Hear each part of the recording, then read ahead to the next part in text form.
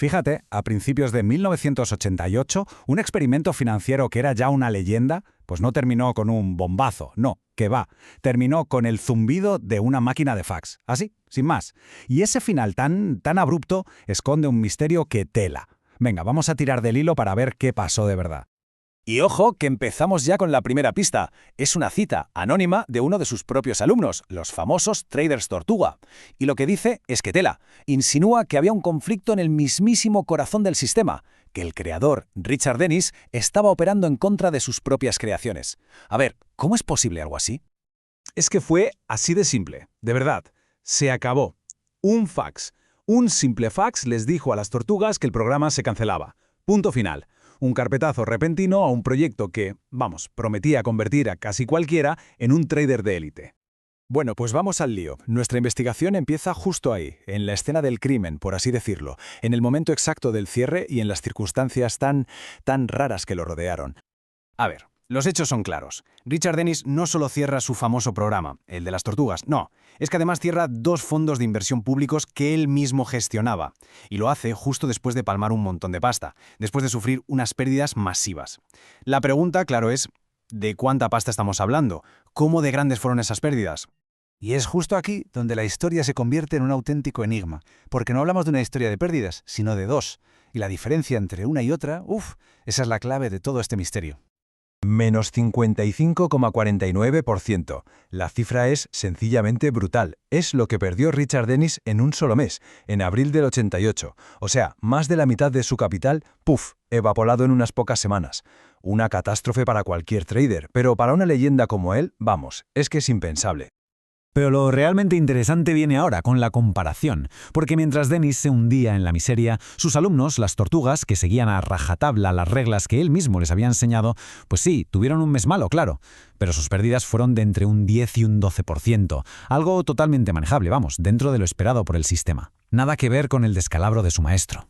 Y aquí están los datos en bruto, para que se vea claro. Es que el tamaño del fondo antes y después de abril del 88, tela, pasa de 113 millones de dólares en marzo a solo 40 millones en junio. La rentabilidad de abril es un precipicio en la gráfica. Esto no fue un pequeño bache, no. Fue una implosión en toda regla. Así que aquí está la pregunta del millón, la pregunta clave. ¿Cómo es posible que el arquitecto del sistema, el genio, tuviera un resultado 5 veces peor que la gente que simplemente se dedicaba a seguir sus instrucciones al pie de la letra? Vale. La primera reacción de Dennis no fue, de autocrítica, que va.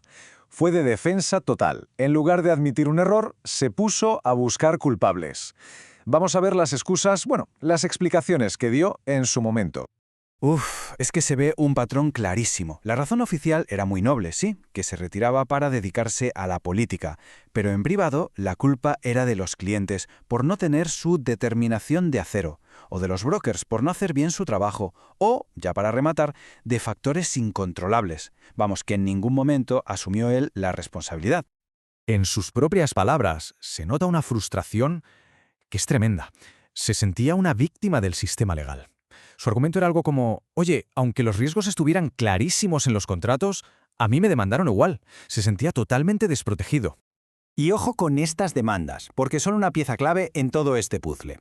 Los clientes no le demandaron solo por perder dinero, que también. Le demandaron específicamente porque decían que se había saltado sus propias reglas. Y el hecho de que todo terminara en un acuerdo extrajudicial, pues sugiere que algo de razón debían de tener los que le acusaban. Bueno, dejémonos de excusas y vamos a ver qué narices pasó de verdad. Y para eso tenemos a los mejores testigos que se podría tener, las propias tortugas. Resulta que, por una cuestión de límites de los reguladores, las tortugas sabían perfectamente qué operaciones tenía abierta su maestro. Lo veían todo. Y lo que veían en sus pantallas les estaba poniendo de los nervios. No cuadraba para nada con lo que él les había enseñado. Y aquí está, la madre del cordero, la gran hipocresía del caso. La regla número 1, la que Dennis les metió a fuego, era la gestión del riesgo. Les repetía hasta la saciedad que operar en exceso era el camino más rápido a la ruina. Y sin embargo, en la práctica, él estaba asumiendo un riesgo muchísimo, pero muchísimo mayor que el que les permitía a sus propios alumnos. 100 veces. Ojo al dato, lo dice Mike Shannon, una de las tortugas. Calculaban que su riesgo era probablemente 100 veces mayor que el suyo. No hablamos de un pequeño despiste, de un desliz, no. Hablamos de una desviación masiva y consciente de sus propias reglas. Estaba literalmente apostando la casa mientras a sus alumnos les enseñaba a ser prudentes. Así que el punto crucial es este. Es una paradoja total. Richard Dennis era un genio, eso nadie lo duda. Creó un sistema que funcionaba, y que funcionaba de maravilla en manos de sus alumnos. El problema es que el propio genio, pues parecía incapaz de seguir su propia y brillante creación. Y ahora viene el giro más irónico de toda esta historia. Porque cualquiera pensaría que un fracaso tan monumental, tan bestia, destruiría su reputación para siempre, ¿no? Pues ocurrió justo lo contrario. Es que es increíble, pero es así. Justo en el momento de su mayor batacazo profesional, su leyenda pública empezó a crecer como la espuma, más que nunca. Pero, a ver, ¿cómo es posible que pase algo así? Pues la respuesta está en el poder de una buena historia, de una buena narrativa. Justo por esa época tan movida se publicó el famoso libro Magos del Mercado, y el capítulo sobre Dennis se titulaba Se retira una leyenda. O sea, lo vendió no como un trader que la había pifiado, sino como un mito que se iba en la cima. Y claro, eso creó una leyenda que tapó por completo la incómoda realidad de sus pérdidas. Y para rematar, no hay que olvidar este detallito. A pesar de sus propias pérdidas catastróficas, Dennis ganó $110 millones. ¿Gracias a qué? Al trading de sus alumnos que sí siguieron las reglas.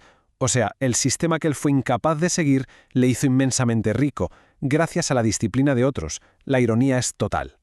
Y esto nos deja con una pregunta final, que va mucho más allá del trading, la verdad. La historia de Richard Dennis y las tortugas es una lección brutal sobre la diferencia abismal que hay entre saber lo que tienes que hacer y tener la disciplina para hacerlo. A veces, el mayor enemigo del éxito no es la ignorancia, no es no saber, es ser incapaz de controlar nuestros propios impulsos, incluso cuando somos nosotros mismos los que hemos escrito las reglas del juego.